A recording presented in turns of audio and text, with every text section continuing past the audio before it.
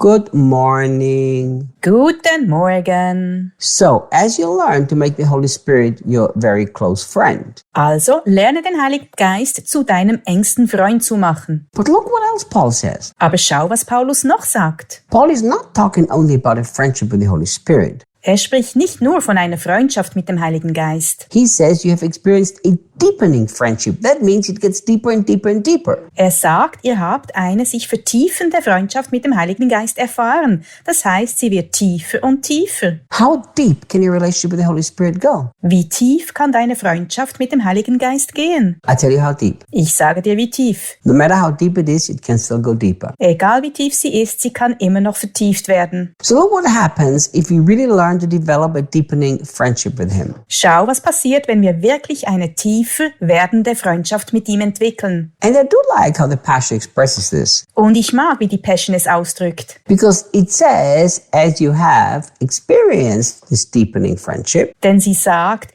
ihr habt diese Freundschaft erfahren. So it's not a theory. Es ist also keine Theorie. It's not a theology. Es ist keine Theologie. It's an experience. Es ist eine Erfahrung. Which means practically stuff is happening. Das heißt, es passiert etwas praktisch. So as you experience this, you have felt His tender affection and mercy. Ihr habt erfahren und seine zärtliche Zuneigung und Barmherzigkeit gespürt. I like that Paul first says you have experienced and then he says you have felt. Ich mag es, dass Paulus zuerst sagt, ihr habt erfahren und danach, ihr habt gespürt. I tell you why I like this. Ich sag dir, warum ich das mag. Because many Christians either focus on experience without any emotions or they focus on all emotions but have no experience. Denn viele Christen konzentrieren sich entweder auf Erfahrung ohne jegliche Emotionen oder auf die ganzen Emotionen und haben keine Erfahrung. Think about this. Überleg mal. Is experience important? Sure it is. Ist die Erfahrung wichtig? Natürlich. But you need to also feel the things that you experience. Aber du musst auch das, was du erlebst, fühlen. Why is feeling important? Warum ist das Fühlen wichtig? Because feeling has to do with the heart. Weil Fühlen mit dem Herz zu tun hat. And and once we really learn to connect with our heart, we begin to have feelings and experiences. Sobald wir wirklich lernen, uns mit unserem Herzen zu verbinden, werden wir Gefühle und Erfahrungen haben. So Paul does not say, hey guys, as long as you experience something, it doesn't matter what you feel. Or he doesn't say, as long as you feel, it doesn't matter what you experience. Paulus sagt also nicht, hey, solange ihr Erfahrungen habt, ist es egal, was ihr fühlt. Oder solange ihr fühlt, ist es egal, was ihr erlebt.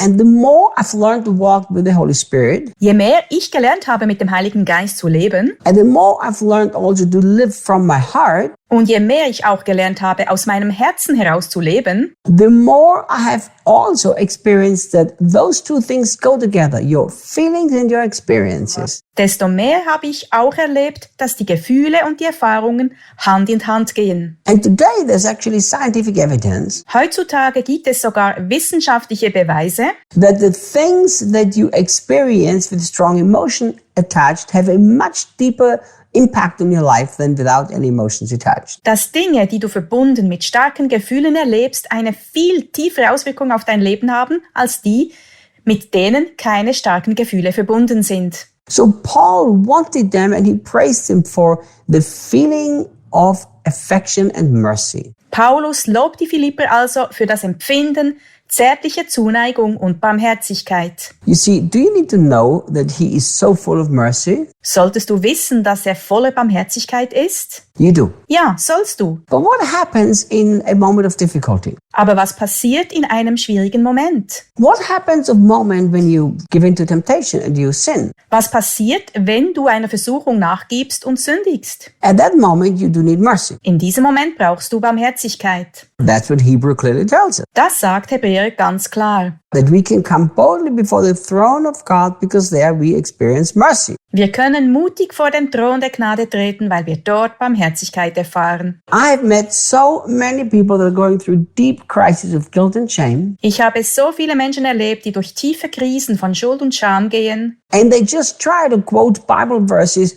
God is merciful, I'm forgiven. God is merciful, I'm forgiven. Und sie zitieren Bibelverse.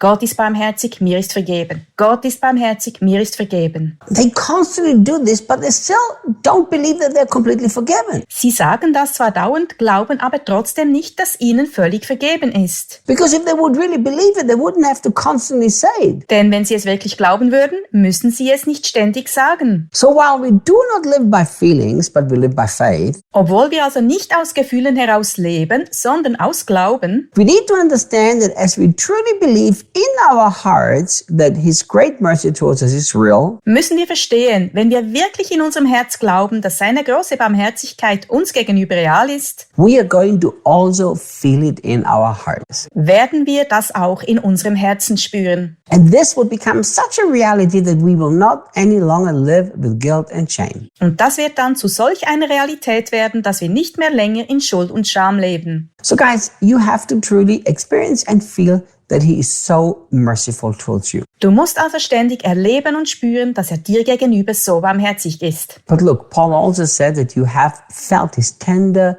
affection. Doch schau, Paulus sagt auch, dass sie die zärtliche Zuneigung des Heiligen Geistes gespürt haben. Do you know what is more beautiful than to just think about these two words, tender and affection? I don't think there's even a word in Portuguese that's strong enough. Was ist schöner, als über diese beiden Wörter, zärtlich und Zuneigung, nachzudenken? He doesn't just have affection, but this gentle, sweet, careful affection. Er hat nicht nur Zuneigung, sondern sanfte, süße, behutsame Zuneigung. Guys, you have to feel this every day. Das musst du jeden Tag spüren. The Holy Spirit affectionately loves you. Der Heilige Geist liebt dich herzlich. Meditate on this, thank Him for this. Meditiere darüber, danke ihm dafür. Develop a deep, deep, deep friendship with Him. Entwickle eine tiefe, tiefe Freundschaft mit ihm. And as you do this, Und indem du das tust, your life will become so much more fruitful and so much more productive because it's a heart belief. wird dein Leben so viel fruchtbarer und produktiver werden, denn es ist ein Herzensglaube. Oh, our beautiful Holy Spirit. Oh, wunderbarer Heiliger Geist. Everybody who listens to this audio, Gib jedem, der diese Audio hört, will you give them experiences with you this very day?